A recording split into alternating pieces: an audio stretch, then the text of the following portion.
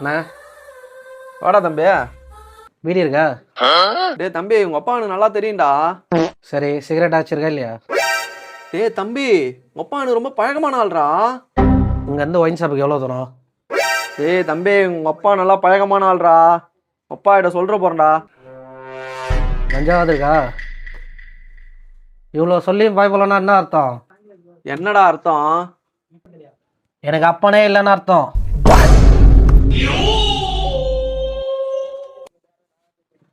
அண்ணே சங்கரண்ணே, இது உங்க மகன் தானே? ஆமா, என் மகன் தான். இல்லைன்னு சொல்றான். ஏண்டா என் மகன் தான் நீ? இது என்னடா பழக்கம்? பா பா.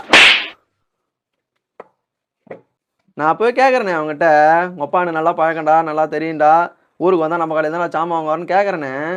என்னாச்சு? என்னைய கேட்டா உங்ககிட்ட? உன் மகன் பீடி கேட்குறான், சிகரெட் கேட்குறான், கஞ்சாங்க விற்கிறான்னு கேட்குறாங்கண்ணே.